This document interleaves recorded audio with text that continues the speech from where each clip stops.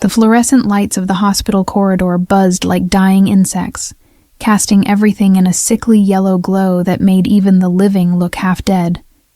My sneakers squeaked against the linoleum floor, a sound I'd grown to hate over the past 3 years of working double shifts as a nursing assistant. The smell of antiseptic burned my nostrils, mixing with something else, something darker that clung to the walls of St.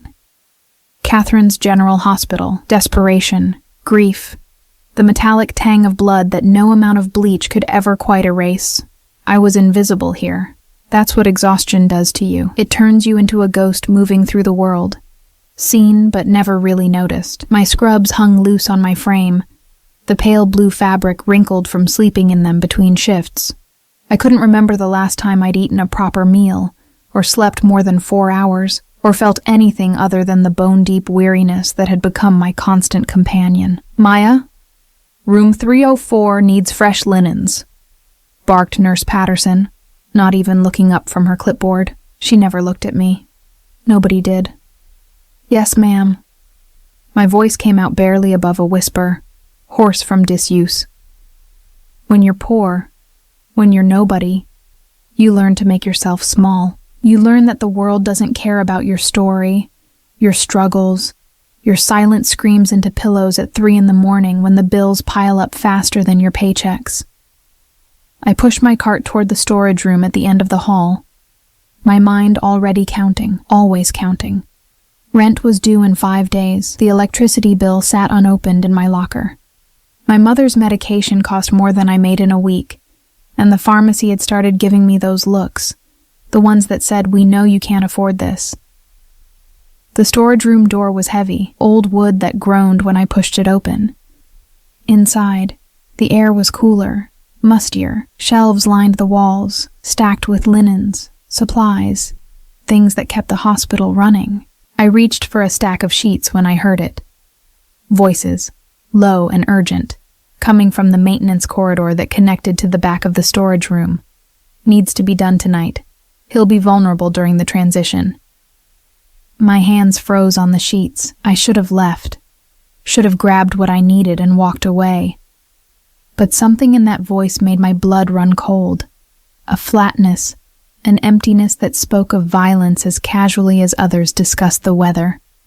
"The hit is approved. When he leaves the private wing, we take him in the parking garage. Clean? Quick." I pressed myself against the shelves, my heart hammering so hard I was sure they could hear it. Through the crack in the door, I could see shadows moving. 3 men, maybe 4. The overhead light caught on something metallic. A gun tucked into a waistband. Moretti won't see it coming. Word is he's here visiting his mother. Private wing, top floor. Security's tight, but everyone has to leave eventually. Moretti. The name echoed in my head, familiar in the way that urban legends are familiar. Everyone in this city knew that name, whispered it with a mixture of fear and reverence. Dante Moretti, the man who controlled half the city's underground, whose name alone could make grown men flinch. I'd seen the news reports, heard the rumors from patients who came in with injuries they refused to explain. I needed to leave. This wasn't my business. Whatever was about to happen in this hospital, whatever blood was about to be spilled, I shouldn't get involved. But my feet wouldn't move. 20 minutes. He's scheduled to leave at 10. The voices faded as the men moved deeper into the maintenance corridor. My hands trembled as I clutched the sheets to my chest, the fabric suddenly feeling like a shield, however useless. The clock on the wall read 9:42 p.m. I should have walked away. Instead, I found myself moving through the hospital like a woman possessed, my cart forgotten. The private wing was on the 7th floor, accessible only through a special elevator that required a keycard, but I'd worked here long enough to know the service stairs, the backways that maintenance used, the paths that the invisible people took. My legs burned as I climbed the stairs, 2 at a time. I didn't know what I was doing, didn't know what I could possibly do. Warn him? A man like Dante Moretti probably had enemies lining up to kill him. Why would he listen to some nobody nursing assistant? But I kept climbing. The 7th floor was different, quieter. The walls were painted a soft cream instead of institutional white. The floors were carpeted. This was where the wealthy came to suffer in comfort, where privacy cost more per night than I made in a month. I pushed through the stairwell door, my breath coming in short gasps. A nurse at the station looked up, her expression changing from bored to suspicious in an instant. "You can't be up here. This floor requires—" "I need to deliver supplies," I lied, gesturing vaguely behind me. "They called down for extra—" "We didn't call for anything." She stood, reaching for the phone. "I'm going to have to ask you to—" A door opened down the hall, and the world shifted. He emerged like a shadow made solid. All sharp angles and controlled power. Dante Moretti was taller than I'd imagined, dressed in a black suit that probably cost more than my entire year's salary. But it wasn't the clothes that made my breath catch. It was the way he moved, like a predator who knew exactly how dangerous he was and didn't need to prove it.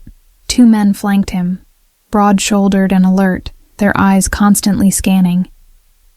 Bodyguards, of course, but it was him I couldn't look away from. Dark hair, slightly disheveled as if he'd been running his hands through it. A face that would have been handsome if it weren't so hard, all sharp cheekbones and a jaw that looked like it had been carved from marble. And his eyes, God, his eyes, dark and penetrating, the kind of eyes that saw everything, missed nothing. He walked past me without a glance, talking quietly into his phone in Italian. His cologne reached me, expensive, woody, with an undertone of something darker, dangerous. He smelled like power and money and violence wrapped in silk. They were heading toward the elevator, toward the parking garage, toward death. My body moved before my mind caught up. I dropped the sheets I was still somehow clutching and ran, not gracefully, not with any plan, just ran. "Sir, Mr. Moretti." The bodyguards reacted instantly, hands moving inside their jackets, bodies shifting to block their boss, but I kept coming, propelled by something I couldn't name. Stupidity, probably, mixed with a lifetime of being invisible, and suddenly, desperately, needing to be seen. "Wait, please, you can't go to the parking garage." One of the bodyguards caught me, his hand like an iron band around my arm. Pain shot through my shoulder as he yanked me back. "Sir, should I let her go?" His voice was quiet, accented, but it carried absolute authority. The kind of voice that didn't need to be raised to be obeyed. The bodyguard released me immediately, though he stayed close, ready to grab me again if needed. Dante Moretti looked at me for the first time. Really looked at me, and I felt it like a physical touch. His eyes were the color of espresso, so dark they were almost black, and they swept over me with an intensity that made my skin prickle. I was suddenly painfully aware of how I must look. Wrinkled scrubs, hair falling out of its ponytail, dark circles under my eyes like bruises. "You know my name." It wasn't a question. He tilted his head slightly, studying me like I was a puzzle he couldn't quite solve. "But I don't know yours. Maya." My voice came out smaller than I intended. "Maya Torres. I work here. I'm a nursing assistant. And I swallowed hard, aware of how insane I was about to sound. "You can't go to the parking garage. There are men waiting. They're going to—" I couldn't say it. Couldn't say kill you to this man who looked like death personified himself. His expression didn't change, but something flickered in those dark eyes. Interest, maybe. Or calculation. "How do you know this?" "I heard them. In the storage room." They didn't know I was there. The words tumbled out faster now. Desperate. 3 or 4 men, I couldn't see them clearly. But they had guns. They said they were going to, when you left, in the garage. "Sir." One of the bodyguards spoke urgently, his hand pressed to his earpiece. "We have a situation. Security just reported unauthorized personnel in the parking structure. Multiple vehicles blocking the exits. The air changed. It was subtle. A shift in Dante Moretti's posture, a hardening of his already hard features. But suddenly, the danger that had always been implicit in him became explicit, rolling off him in waves. "Get my mother moved to the safe house. Now." He spoke into his phone in rapid Italian, his eyes never leaving my face, and find out how they knew I was here. The elevator dinged. Everything happened in slow motion, and too fast at once. The doors opened, and I saw them, the same shadows I'd seen in the corridor, emerging with weapons drawn. The nurse at the station screamed, the bodyguards moved, reaching for their guns. But I moved faster. I don't know what possessed me, don't know where the courage or stupidity came from, but I lunged forward, grabbed Dante Moretti's arm, and yanked him back through the door he'd just emerged from, into the private room, away from the line of fire. He came, surprisingly, either from shock or because he chose to. And then we were in the room, his mother's room, I realized distantly, and I was pushing him behind the hospital bed, my hands shaking as I pressed him down. The smell hit me before I understood what I was doing. Lavender, cleaning solution. And underneath it, something sharp and chemical that I recognized instantly from years of working in hospitals. Gas. The maintenance work they'd been doing on this floor all week. Natural gas leak repairs. And outside, men with guns, about to fire in an enclosed corridor. One spark. That's all it would take. I covered his mouth with my hand, pressing my body against his as I pulled him lower. His breath was hot against my palm, his body rigid with tension beneath me. I could feel his heart beating, strong and steady, could feel the coiled power in him like a spring wound too tight. My lips found his ear, and I whispered the words that would change everything. "Don't breathe." The world exploded, not literally, not yet. But the sound of gunfire erupted in the corridor. Sharp cracks that echoed off the walls like thunder trapped in a cage. I pressed harder against Dante Moretti, my hand still covering his mouth. My own breath held until my lungs screamed. His body was solid beneath mine, all muscle and heat. And for a moment I was hyper-aware of every point of contact. My chest against his shoulder, my hip pressed into his side, my face so close to his that I could see the flecks of gold in those impossibly dark eyes. He didn't fight me, didn't push me away. He simply watched me with an intensity that should have terrified me, his gaze never wavering even as chaos erupted around us. The chemical smell grew stronger. I could taste it now, metallic and wrong on the back of my tongue. The maintenance crew had posted warnings all week about the gas line repairs, about keeping flames and sparks away from the 7th floor. And now there were men with guns, firing in an enclosed space, each muzzle flash a potential ignition source. "Gas leak," I breathed against his ear, so quietly I wasn't sure he could hear me over the gunfire. One spark and this whole floor goes up. I felt him tense, felt the moment understanding clicked into place. His hand came up, slowly, deliberately, and wrapped around my wrist, not pulling my hand away from his mouth, just holding it there. His skin was warm, his grip firm, but not painful. A silent acknowledgement. The shooting stopped. The silence that followed was worse than the noise. I could hear my own heartbeat, a frantic drumming that seemed loud enough to give away our position. Could hear the ragged breathing of someone in the corridor, wounded, maybe dying. Could hear footsteps, careful and measured, coming closer. "Where is he?"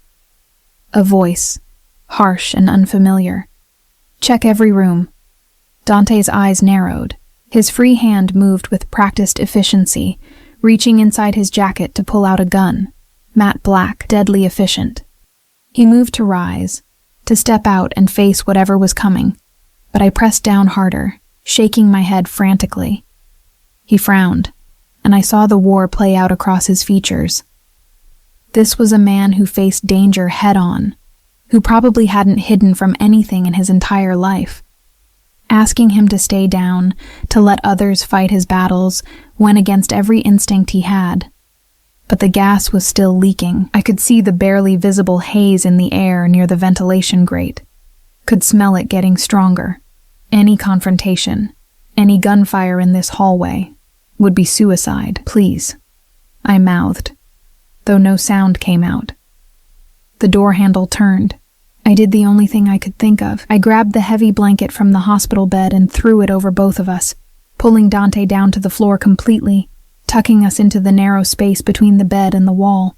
In the darkness beneath the blanket, pressed impossibly close to him, I could feel every breath he took, every subtle shift of his body. His cologne filled my senses, cedar and bergamot, with an undertone of gunpowder.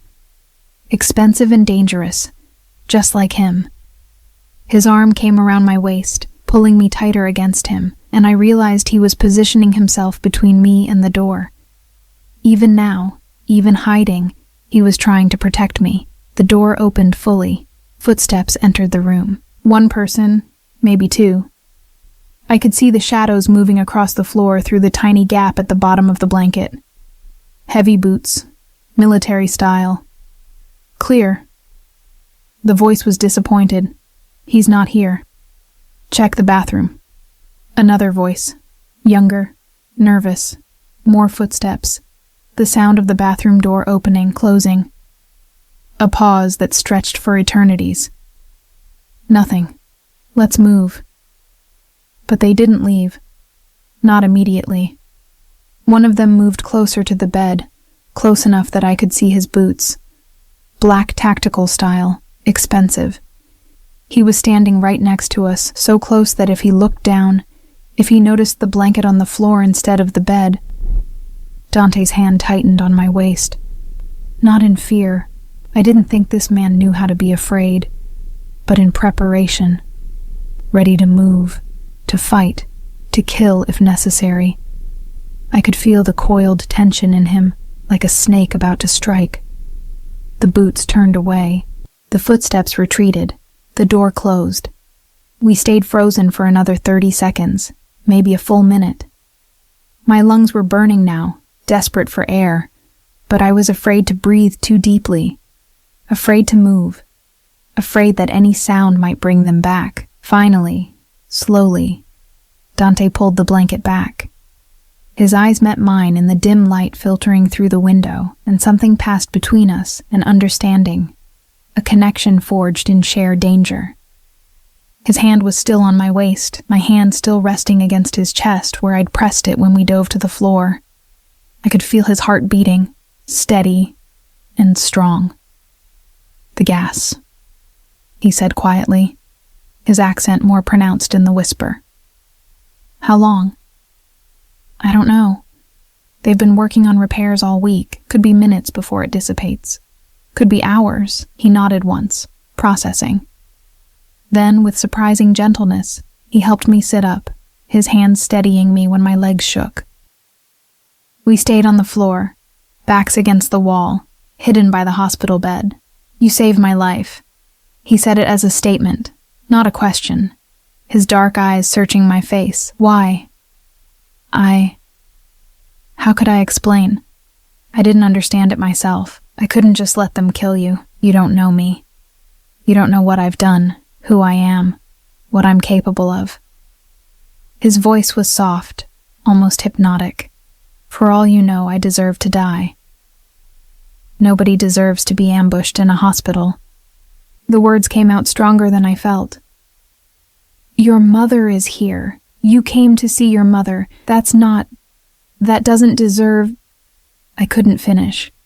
The adrenaline was wearing off, and my body was starting to shake in earnest now. Reaction setting in. My hands trembled, my breath coming in short gasps that had nothing to do with the gas in the air. Hey. His hand cupped my chin, tilting my face up to look at him. Breathe. Slowly. You're in shock. I'm fine. But I wasn't. I was very much not fine. I'd just witnessed an assassination attempt, had hidden from armed men, had probably inhaled toxic fumes, and was now sitting on the floor of a hospital room with one of the most dangerous men in the city. "Your name is Maya."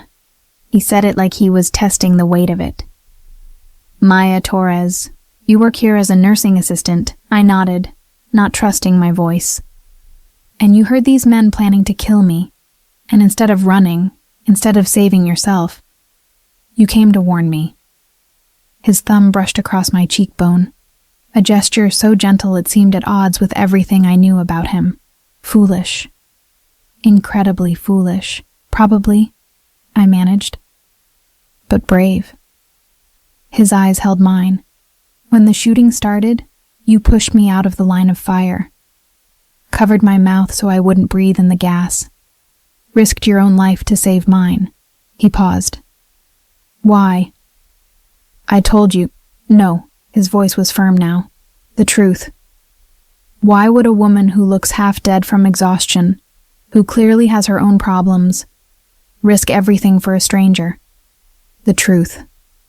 The truth was, I didn't know. The truth was that in that moment, when I'd seen him walking toward his death, something in me had broken, or maybe not broken, maybe awakened. Maybe after years of being invisible, of being nobody, of letting the world grind me down into dust, I'd finally seen a chance to matter, to do something that mattered, because I'm tired of being invisible, I whispered, because for once, just once, I wanted to be someone who did something that mattered. His expression shifted, something almost like recognition flickering in those dark eyes. Like he understood somehow, like maybe he too knew what it was like to be invisible, even if in a different way. "Well, Maya Torres." He stood in one fluid motion, pulling me up with him. "You are definitely not invisible anymore." He pulled out his phone, speaking rapidly in Italian. I caught fragments. "Situazione contenuta, gas, sedimo piano, mia madre, mother." He was arranging for his mother to be moved, for the gas to be dealt with, for security to sweep the hospital. As he talked, I noticed the blood on his sleeve for the first time. Not his blood. One of his bodyguards, probably. The reality of what had just happened crashed over me like a wave. People had died in that corridor. Maybe people I knew. Co-workers. Patients. Because of this man. Because of the world he inhabited. "I need to go," I said suddenly. "I need to check on. There might be casualties. I need to—" "You're not going anywhere." He ended his call, his attention snapping back to me with laser focus. "Those men are still in the hospital. You think they won't question how I disappeared? You think they won't look for anyone who helped me?" My stomach dropped. "But I'm nobody. I'm just—" "You stopped being nobody the moment you saved my life." He moved closer, crowding into my space. Not threatening exactly, but overwhelming. "They will find you, Maya. They will hurt you to get to me. They will torture you for information. And then they will kill you." The room tilted slightly. "I can't. I have to work. My mother needs— I have bills. Your bills will be paid." He said it like it was already decided. "Your mother will have the best care, and you—" His hand caught my chin again, forcing me to look at him. "You will come with me. You will be under my protection. It's not a request. You can't just—" "I can." Those two words held absolute certainty. "And I will, because whether you like it or not, you're involved now. You're in my world now, and in my world, debts are paid. I don't want anything from you." My voice came out smaller than I intended. "I just wanted— I know what you wanted." His thumb traced my lower lip, a touch that sent electricity racing down my spine. "You wanted to matter. Congratulations, Maya. You matter very much now." The door burst open. Dante moved instantly, putting himself between me and the door, his gun raised. But it was his men. More bodyguards, these ones unfamiliar to me, dressed in tactical gear. "Sir, the area is secure. We have vehicles waiting in the underground loading dock. Your mother is already en route to the safe house." The man's eyes flicked to me, then back to his boss. "What about the girl?" She comes with us. Dante's voice brooked no argument. Prepare a room at the estate. Full security detail.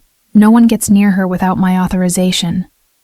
Sir, if I may, bringing an outsider to the estate. She's not an outsider. Dante holstered his gun, his hand finding the small of my back. She's under my personal protection. Anyone who touches her answers to me. Understood. The bodyguard's expression shifted to something like pity as he looked at me. Understood, sir. And just like that, my life as I knew it ended. Dante guided me toward the door, his hand never leaving my back. In the corridor, I could see the aftermath. Bullet holes in the walls, blood on the floor, overturned equipment. But no bodies. His men had already cleaned up, efficient and thorough. My things, I said weakly. My locker, will be collected. He didn't slow down. Anything you need will be provided. But my mother is being moved to a private facility as we speak. The best neurological care in the state. She'll have round-the-clock nursing, any medication she needs, any treatment available. He glanced at me. She'll be safe, Maya. I protect what's mine. What's mine? The words echoed in my head as he led me through corridors I'd never seen before. Service elevators that required special keys, doors that opened to reveal armed men who nodded to Dante with barely concealed deference. We were in the bowels of the hospital now, moving through maintenance tunnels that smelled of concrete and machinery. A black SUV waited in the loading dock, armored and pristine. The door opened, and Dante guided me inside, sliding in next to me. The interior smelled like leather and money. The seats were soft enough to sink into. The windows were tinted so dark I could barely see out. As we pulled away from the hospital, from my job, my life, everything I knew, I caught a glimpse of police cars arriving, lights flashing in the darkness. Too late. Always too late. Where are we going? My voice sounded strange in the luxury of the vehicle, small and out of place. Somewhere safe. Dante was watching me with that intense gaze again. My estate. Outside the city. No one can reach you there. This is kidnapping. But even as I said it, I knew it wasn't. Not really. He'd given me a choice. Come with him, or face his enemies alone.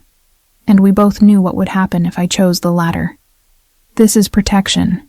His hand found mine in the darkness, his fingers lacing through mine. The touch should have terrified me. Instead, it anchored me, kept me from flying apart. In payment of a debt, you saved my life, Maya Torres. That means something in my world. It means everything. The city lights blurred past the windows as we drove into the night, leaving behind everything I'd ever known. My apartment with its peeling paint and broken heater, my double shifts and mounting bills, my invisibility. I'd wanted to matter. Now I mattered to the most dangerous man in the city. I just wasn't sure if that was salvation or damnation. The estate rose from the darkness like something out of a Gothic novel, all stone and iron, surrounded by walls high enough to keep out an army. Guards patrolled the perimeter, their silhouettes sharp against the security lights. As our SUV passed through the gates, I caught glimpses of manicured lawns, fountains, gardens that probably cost more to maintain than I'd earn in a lifetime. This wasn't just wealth. This was power made manifest in marble and steel. The vehicle stopped in front of massive wooden doors that looked like they belonged to a medieval fortress. Dante exited first, then offered me his hand. I hesitated. Taking that hand felt like accepting something I didn't fully understand, crossing a threshold I could never uncross. But what choice did I have? His fingers closed around mine, warm and certain, and he pulled me from the car with surprising gentleness. Up close, in the light spilling from the house, I could see the tension in his jaw, the tightness around his eyes. The assassination attempt had affected him more than he let on. "Welcome to my home," he said, though his tone suggested this was anything but a welcoming. Inside, the entrance hall was all dark wood and crystal chandeliers, the kind of opulence that made me acutely aware of my wrinkled scrubs and scuffed sneakers. A woman appeared, older, dressed in a crisp black uniform, her gray hair pulled back in a severe bun. "Signor Moretti." She nodded respectfully, her eyes sliding to me with barely concealed curiosity. "Your mother arrived safely. She's resting in the East Wing. Dr. Castellano is with her." "Good." Dante's hand remained on the small of my back, a constant presence. "Mrs. Chen, this is Maya Torres. She'll be staying with us. Prepare the blue room, the one adjacent to my suite." Mrs. Chen's eyebrows rose fractionally. "The blue room, sir? But that's—" "I'm aware." His tone left no room for discussion. "She's to have access to anything she needs. Clothes, toiletries, food. Whatever she asks for." He paused. "And she's under my personal protection. Everyone on staff is to be informed." "Of course, sir." Mrs. Chen's expression shifted to something almost sympathetic as she looked at me. "If you'll follow me, Miss Torres." "Go," Dante said softly, releasing me.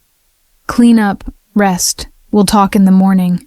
But as Mrs. Chen led me up a sweeping staircase, I heard him speaking in rapid Italian to someone, his voice hard, angry, demanding answers about how the attack had been planned, who had betrayed him, how they'd known he would be at the hospital. The blue room was absurd. There was no other word for it. The bed was larger than my entire apartment bedroom, draped in silk that probably cost more than my monthly rent. Floor-to-ceiling windows looked out over the grounds, though heavy curtains could be drawn for privacy. A bathroom attached, all marble and gold fixtures, with a tub deep enough to swim in. "There are clothes in the closet," Mrs. Chen said, her accent British, precise. "They should fit reasonably well. Mr. Moretti had them delivered while we were traveling."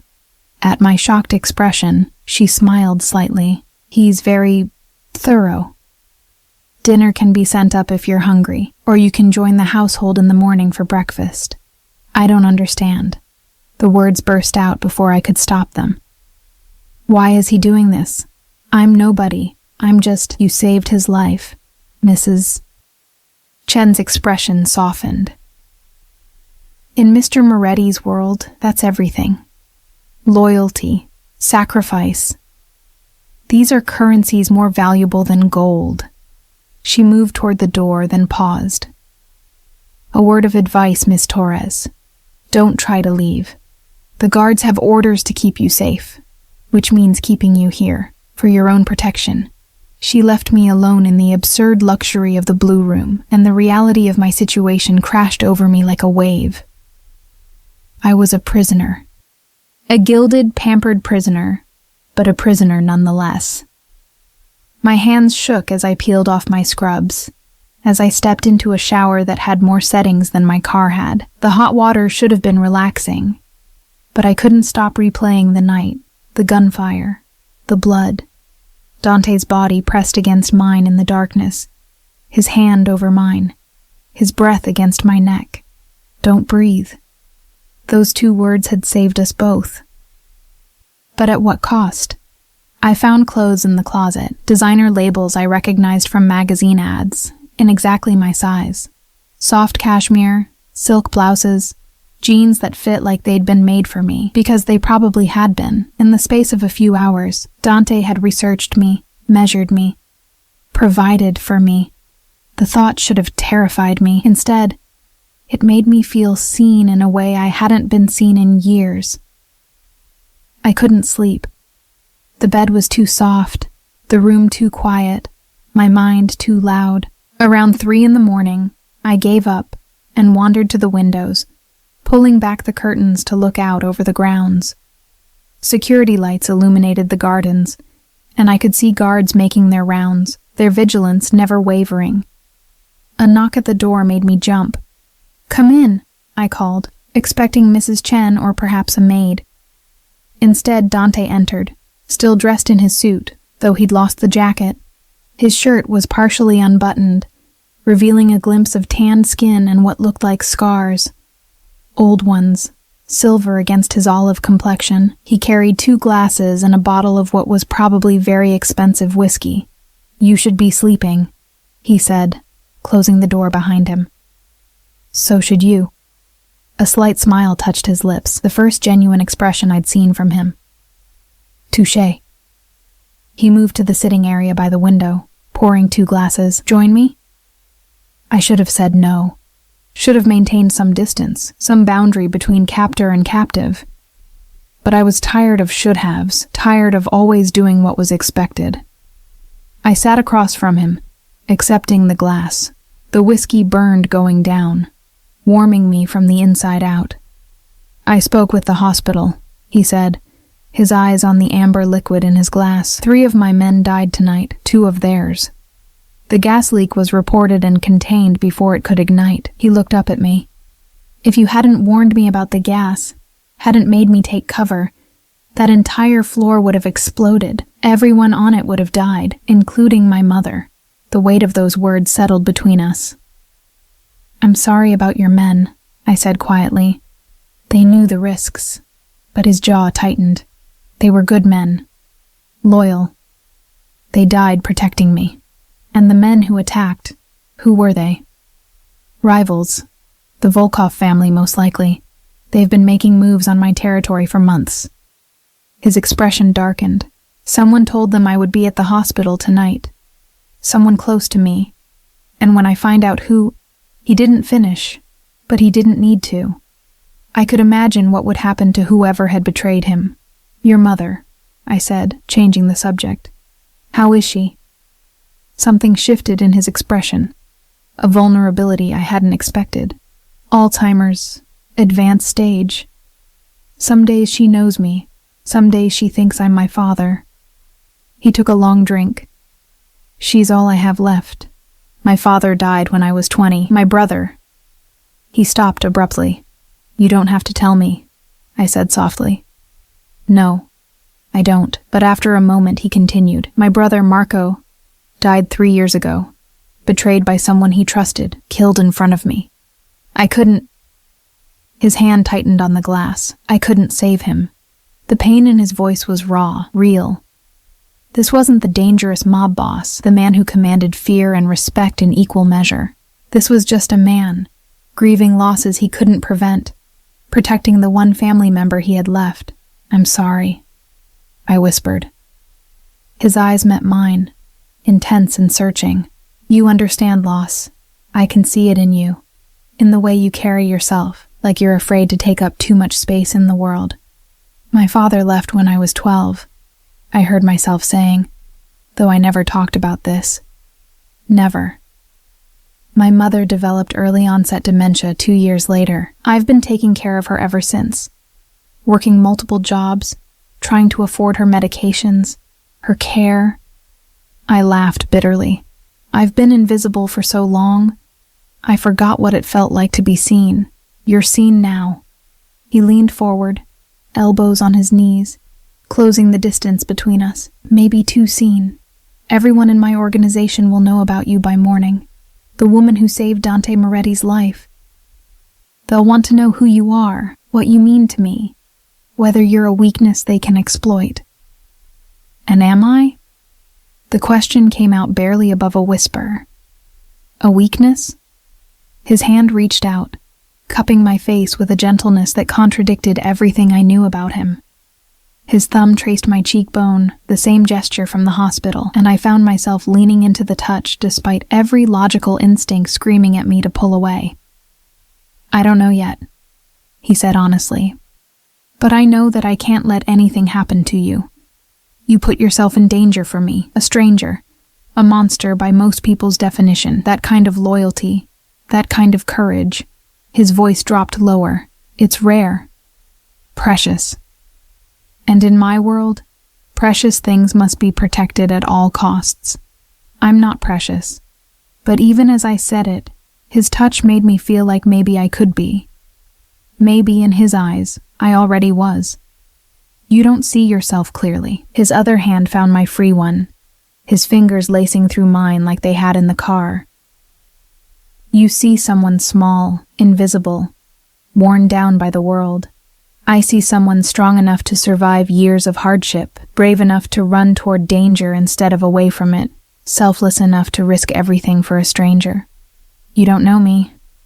No, he agreed. But I'd like to. The air between us charged with something electric, dangerous. I should have pulled away. Should have remembered who he was, what he did, the blood on his hands and the violence in his wake. But I didn't. Instead, I found myself asking, what happens now? Tomorrow, next week, what happens to me? Tomorrow, you rest. You eat. You let yourself be taken care of for once in your goddamn life. His intensity never wavered. Next week, we figure out who betrayed me and we eliminate the threat. And you stay here, under my protection, until it's safe. And if it's never safe? His smile was dark, almost predatory.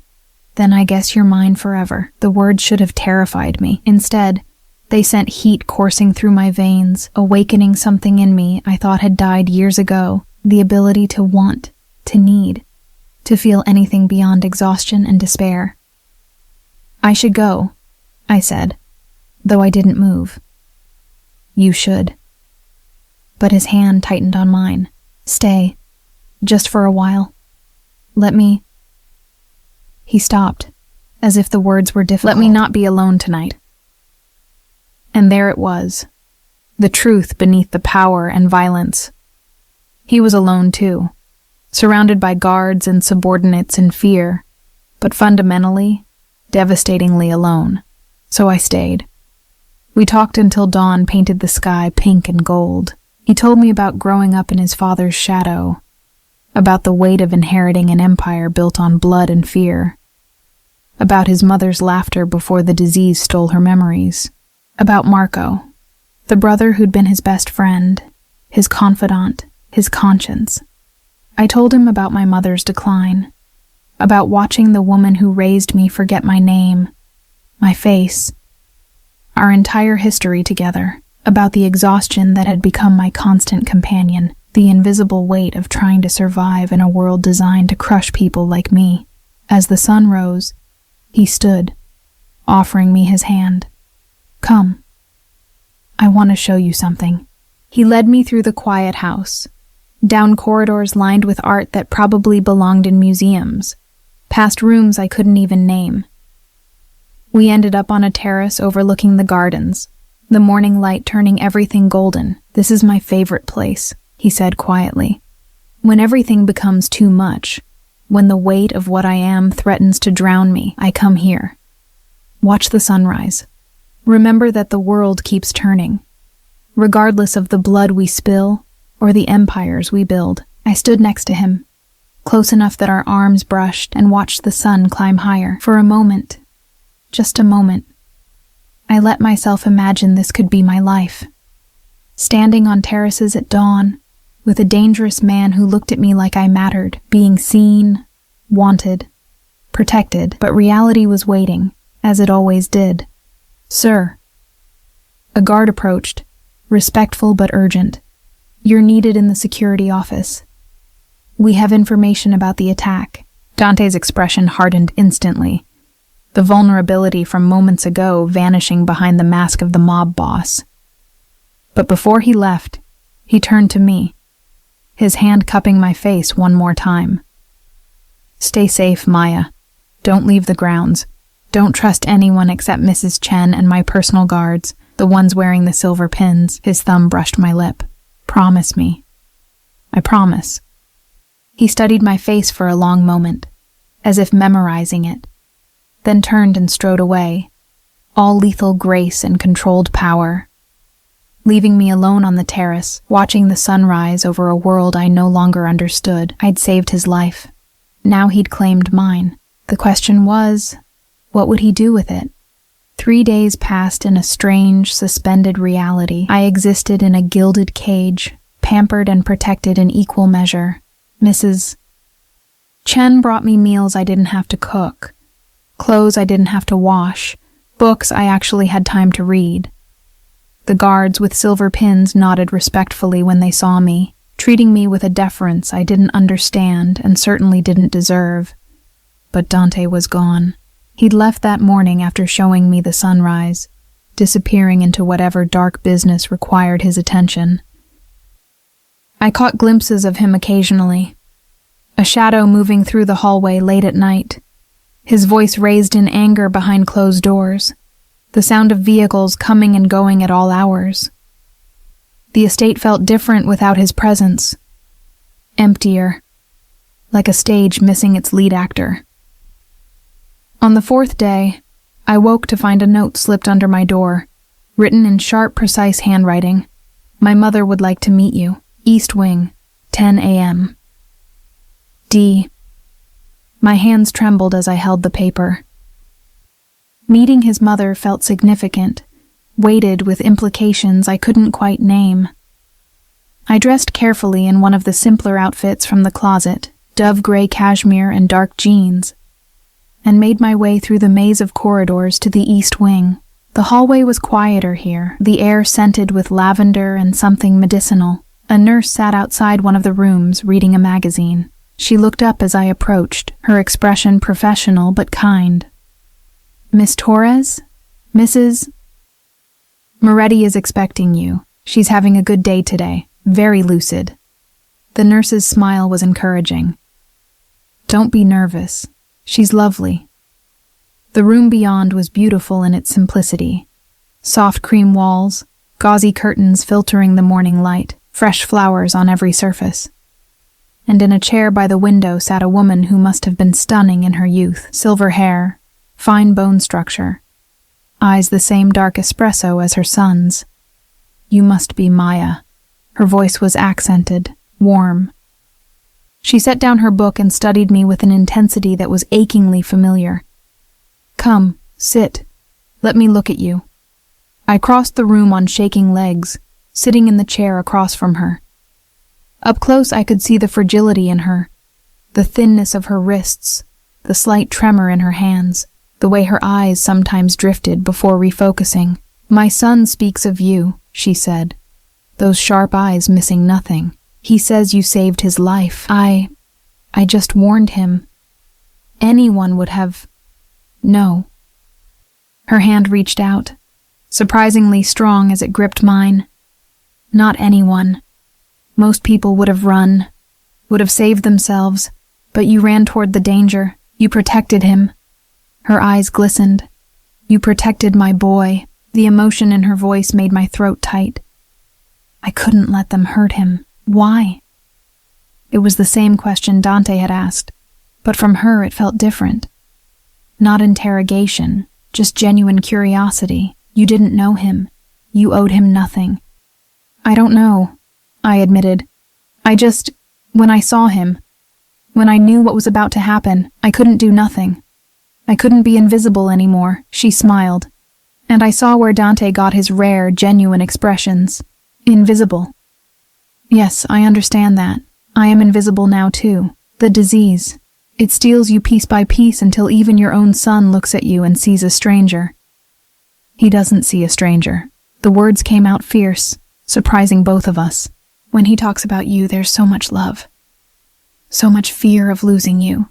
You're not invisible to him." Tears spilled over, tracking down her weathered cheeks. "He is a good boy. A good man. The world sees a monster, but I see my Dante. The boy who cried when his goldfish died. Who brought me flowers every Sunday. Who held his brother when..." She stopped, her expression clouding. "Marco. Where is Marco? He should be here. He promised he would visit." My heart broke. "Moretti, Mrs. He's dead, isn't he?" Her clarity was sudden, devastating. My Marco is dead and I keep forgetting. Every time I remember, it's like losing him again. She gripped my hand harder. "Dante thinks I don't notice, thinks the disease has taken that memory. But some pains are too deep to forget completely." I didn't know what to say, so I just held her hand and let her cry. "Promise me something," she said after a while. her voice stronger. Promise me you'll take care of him. He carries so much darkness, so much weight. He needs light in his life. He needs someone who sees the man, not the monster. I'm nobody, I whispered. You're the woman who risked everything to save him. Her eyes locked with mine. You're exactly who he needs.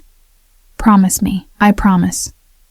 She smiled, settling back in her chair with a satisfied sigh. Good. Now, tell me about yourself. Dante said your mother is ill too? We talked for over an hour. She drifted occasionally, calling me by different names, asking about people long dead, but always came back, sharp and present. When I finally left, she hugged me with surprising strength. Welcome to our family, Maya, she whispered. The words followed me back through the corridors, echoing in my head. Family. As if I could be part of this world, this dangerous, violent, beautiful world. I found Dante in what Mrs. Chen called the study, a room lined floor to ceiling with books, dominated by a massive desk covered in papers and laptops. He was on the phone, speaking rapid Italian, but his eyes found me the moment I entered. He held up one finger, and finished his conversation, then set the phone down with deliberate care. You met my mother. Not a question. She's wonderful. I stayed by the door, suddenly unsure. She's sharp, funny, kind. Even with the disease, she liked you. He stood, moving around the desk with that predatory grace. She told me. Said you have kind eyes, that you'll be good for me. His mouth quirked. She also said I should marry you before some other smart man snatches you away. Heat flooded my face. She's ill. She knows exactly what she's saying. He stopped in front of me, close enough that I had to tilt my head back to meet his eyes. My mother has always been an excellent judge of character. If she likes you, it means something. Dante. His name felt strange on my tongue, intimate. What am I doing here? Really? It's been 4 days and I still don't understand. I told you, you're under my protection. But for how long? Forever? Until your enemies are dealt with? Until you decide I'm not worth the trouble? The questions burst out, driven by 4 days of uncertainty. I can't just exist in limbo. I need to know. His hand caught my chin, tilting my face up. You want the truth? Yes. The truth is, I don't know what you are to me yet. His thumb traced my lower lip, sending electricity down my spine. Protection, yes. A debt to be repaid, absolutely. But there's something else. Something that's been growing since you covered my mouth in that hospital room and whispered for me not to breathe. My heart hammered against my ribs. What? Obsession. The word was stark, honest. You've gotten under my skin, Maya Torres.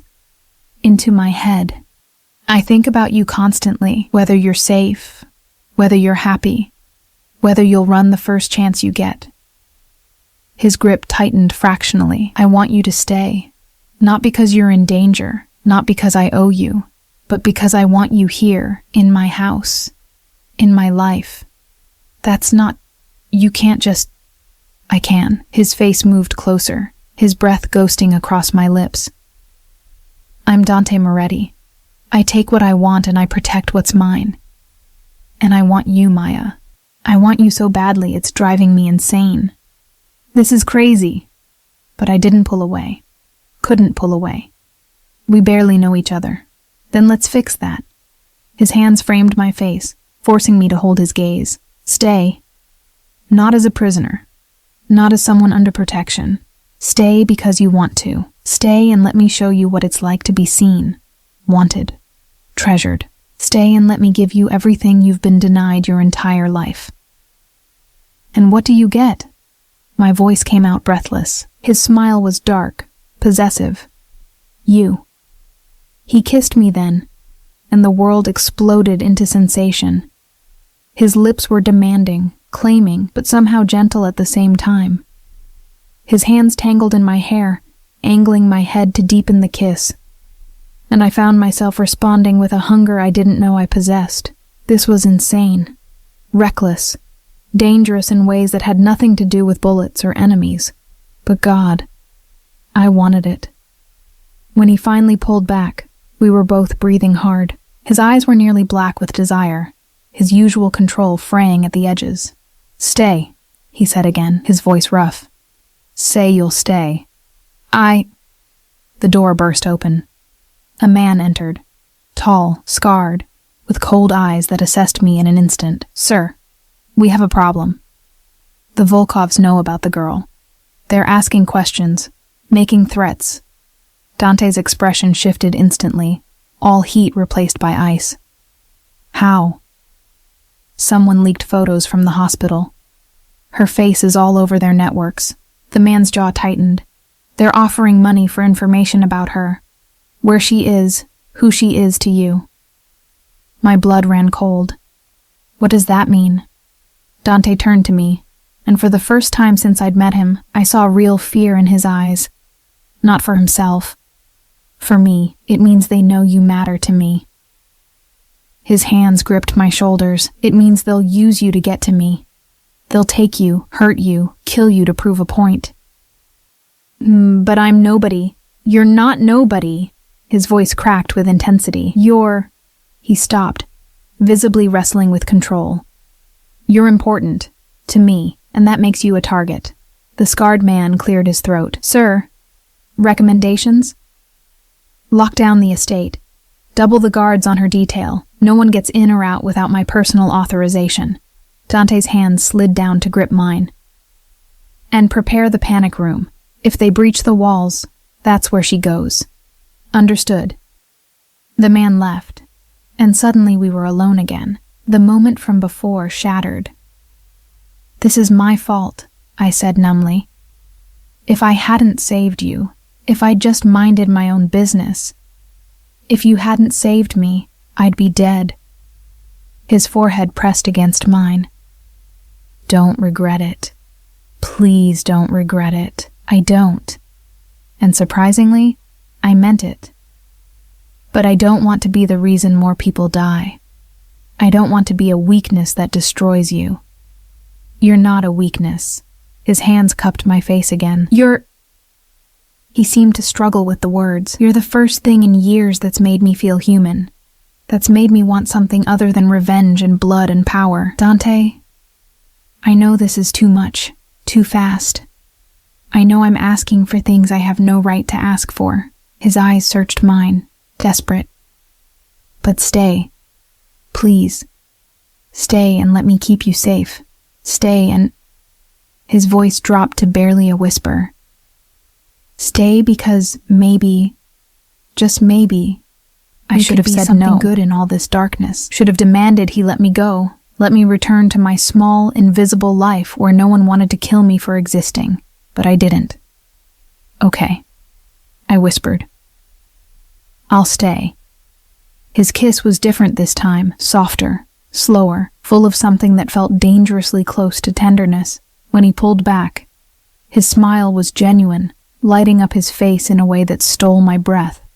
"Thank you," he said simply. Over the next week, I learned what it meant to live in Dante Moretti's world.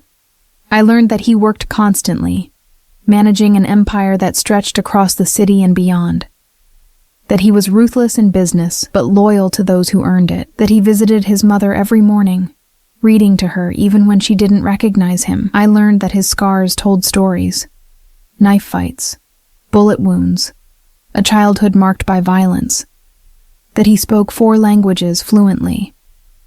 That he loved opera and classical music, playing it softly in his study while he worked. I learned that his obsession with my safety bordered on paranoia. Guards followed me everywhere, even just walking through the gardens. He had my food tasted before I ate it. He installed cameras in every corridor, personally reviewing footage each night. But I also learned gentleness I hadn't expected. The way he'd find me in the library and sit quietly, reading beside me. How he'd take my hand during tense moments, grounding both of us. The way he'd pull me into his lap in the evenings, holding me close while he made phone calls in Italian, his fingers absently stroking my hair. We didn't sleep together, not in that way, but he'd come to my room late at night, unable to sleep, and we'd talk until dawn. About everything and nothing. About his fears and my dreams and the strange, impossible thing growing between us until the night everything changed. I woke to the sound of gunfire. The gunfire shattered the night like glass breaking. Sharp, violent, too close. I bolted upright in bed, my heart hammering so hard I could feel it in my throat. For a disorienting moment, I thought I was back at the hospital, back in that corridor filled with gas and death, but no. This was worse. This was the estate. This was supposed to be safe. The door burst open and Dante was there, already dressed in tactical gear, a gun in his hand. His face was a mask of controlled fury, but his eyes, God, his eyes, burned with something primal when they found me. Get up, now! He crossed the room in 3 strides, pulling me from the bed. They've breached the walls, the Volkovs. They brought an army. More gunfire erupted, closer now. I could hear shouting, the sound of breaking glass, an explosion that shook the entire house. How many? My voice came out steadier than I felt. Too many. He was already moving, pulling me toward the door.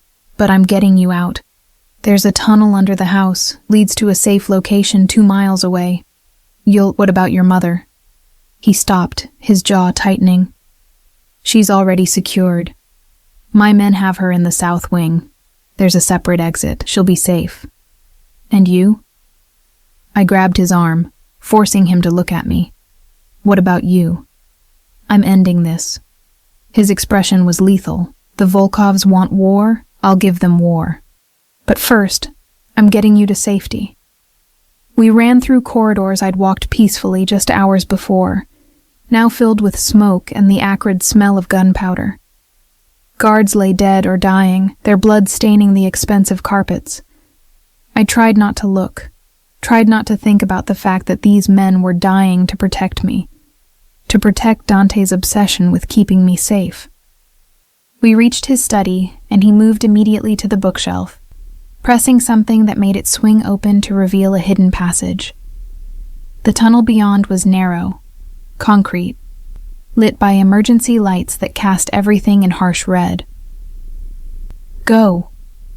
He tried to push me forward, but I resisted. Come with me. I can't. My men are fighting. My mother is still in the house. I won't abandon them to save myself. Then I'm not going either. His eyes flashed with anger. Maya, this isn't a negotiation. You're right. It's not. I planted my feet, meeting his fury with my own. You told me I matter to you, that I'm important.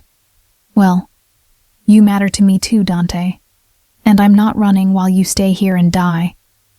If you stay, you'll be captured. Tortured. They'll use you against me, make me watch while He couldn't finish, his control cracking. I can't let that happen. I won't. Then we fight together. I grabbed his face, forcing him to look at me. You said I was brave. Prove you meant it. Let me be brave now. For a moment, I saw the war raging behind his eyes.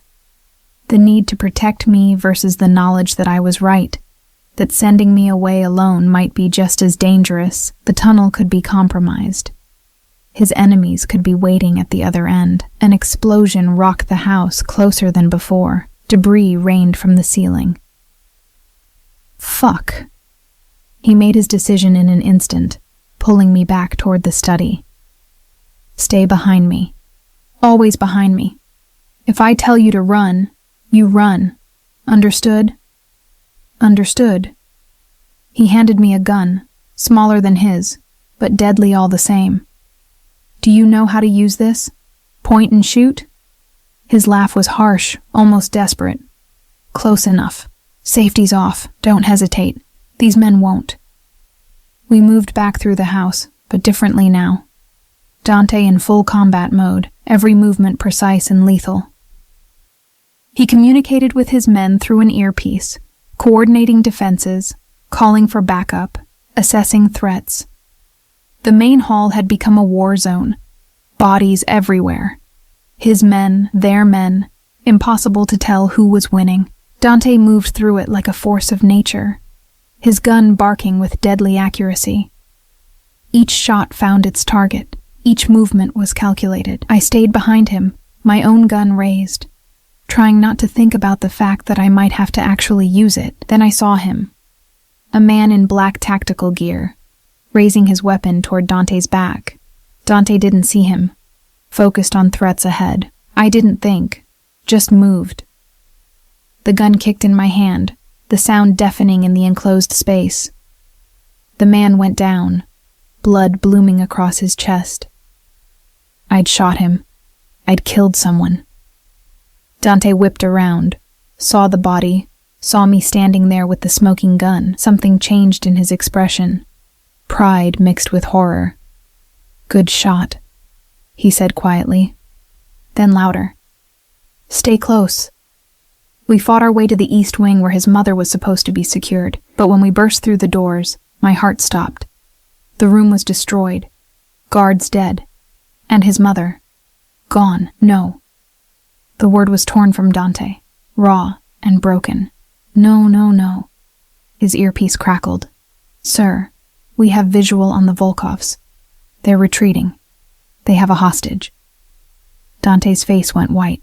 "Show me." One of his men brought up footage on a tablet, grainy but clear enough. The Volkovs loading someone into a vehicle. Someone small, fragile, silver-haired. His mother. The sound that came from Dante was inhuman, rage and grief and desperation all mixed together. He spun toward me, and I saw something break in him. "This is my fault," he said, his voice hollow. "I brought you here. I made you important to me.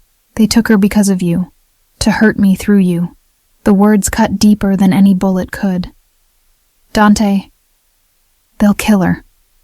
He was spiraling, I could see it. "They'll kill her to punish me for protecting you, because I chose you over, then we get her back." I grabbed his face, forcing him to focus. "We get her back, Dante, together, you hear me? We don't give up. We fight." He stared at me, and slowly, so slowly, I saw him come back from whatever dark edge he'd been teetering on. "We get her back," he repeated, his voice gaining strength.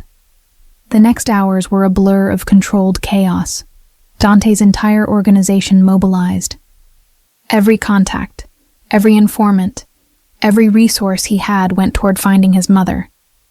I stayed by his side through all of it, refusing to be sent away, refusing to be protected while he burned himself out trying to fix this. Finally, at dawn, they had a location, a warehouse on the docks, cliché, but effective. The Volkovs were holding her there, waiting for Dante to come. "It's a trap," his second-in-command said flatly. "They want you to come. They'll kill you both." "I know." Dante was already loading weapons. "I'm going anyway." "Then I'm coming too." I didn't give him a chance to argue. "She asked me to take care of you. I promised her." "I'm not breaking that promise." His eyes met mine, full of something I couldn't name. "If we do this, there's no going back. You'll have blood on your hands, real blood. You'll be part of my world completely. No more innocence. No more pretending you're not involved." I stopped being innocent the night I saved your life. I picked up the smaller gun he'd given me earlier. "I'm already part of your world, Dante. Might as well own it." He pulled me into a fierce kiss, desperate and claiming and full of everything we hadn't said to each other. "Stay alive," he murmured against my lips. "Whatever happens, stay alive. Promise me. Only if you promise the same. Deal." We went to war. The warehouse was exactly as expected, dark, full of shipping containers, countless places for an ambush. Dante's men surrounded it, but he and I went in through the front. Bold, reckless. Exactly what they'd expect from him. The Volkovs were waiting. 20 men, maybe more, all armed. And in the center, tied to a chair, was his mother. She looked small, terrified. But when she saw Dante, her face lit up. "My boy," she called out, her voice trembling. "I knew you'd come." "Let her go, Alexei." Dante's voice echoed through the warehouse. "This is between you and me. She's innocent." A man stepped forward, tall, broad, with cold blue eyes and a smile that made my skin crawl. Alexei Volkov, presumably. "Innocent?" He laughed. "No one connected to you is innocent, Moretti. Your mother raised you, made you what you are. And this girl..." His eyes found me, and I felt them like a physical violation. "This girl you've been keeping like a pet. She matters to you. That makes her guilty. Let them go, and I'll surrender." Dante's gun was raised, but his voice was steady. "You want me dead? Fine, but let them go first." "No!" I grabbed his arm. "Dante, you can't." "I can, and I will." His eyes met mine one last time. "Remember what I told you. You matter. Don't ever forget that." He started to lower his gun. That's when his mother spoke. "Dante Moretti, you put that gun back up right now." Her voice was sharp, clear, completely lucid. "I didn't raise a quitter. I didn't raise a man who surrenders." Everyone froze. She looked at Alexei with contempt. "You think tying up an old woman makes you powerful? You think threatening innocence makes you strong?" She spat at his feet. "You're nothing, just another coward hiding behind guns." Alexei's face darkened. He raised his gun toward her. Everything happened at once. Dante fired. A perfect shot that took down Alexei before he could pull the trigger. The warehouse erupted in gunfire. Dante's men burst through every entrance. I dove for cover, my own gun raised, firing at anyone who came near us. Dante fought like a demon, his movements fluid and lethal. He reached his mother, cutting her bonds with a knife he pulled from somewhere, shielding her body with his own as bullets flew. I provided cover, my shots wild but effective enough to keep enemies back. My ears rang, my hands shook. But I kept firing, kept moving, kept fighting, and then suddenly, silence. The Volkovs were dead, all of them. The warehouse floor was littered with bodies, the air thick with smoke and the copper smell of blood. Dante held his mother, checking her for injuries. She was crying, but alive, whole. "I'm okay," she was saying. "I'm okay, my boy. Thanks to you. Thanks to your brave girl." He looked at me then, across the warehouse floor, and I saw everything in his eyes. Relief, gratitude, love, raw and terrifying and absolutely real. I crossed to him, my legs shaking, and he pulled me into his arms with his free hand. His mother on one side, me on the other. We stood there in the aftermath of violence, 3 survivors holding each other in the wreckage. "It's over," he said quietly. "The Volkovs are finished. You're safe. My mother is safe." "What happens now?" I asked, though I thought I already knew.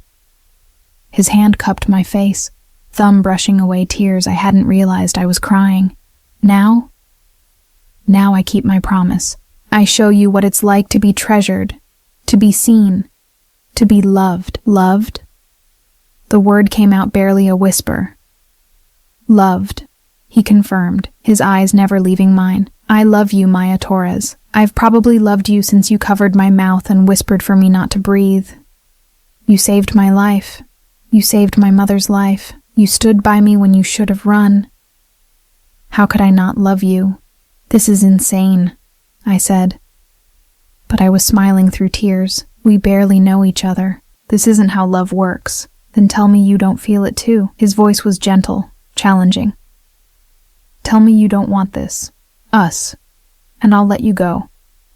I'll set you up somewhere safe, give you everything you need to start over. Just say the word." I looked at him, really looked at him. At the man who'd killed to protect me, who'd fought through hell to save his mother, who'd given me a place in his world when I'd been invisible to everyone else, who looked at me like I was precious, valuable, worth dying for. I thought about my old life, the exhaustion, the invisibility, the slow death of being ground down by poverty and circumstance. And I thought about this new life, dangerous, yes, bloody and violent and morally complicated, but also full of passion and purpose, and the strange, fierce connection I'd never felt with anyone before. "I can't say the word," I admitted, "because I feel it too. This impossible, insane, terrifying thing. I love you, Dante Moretti.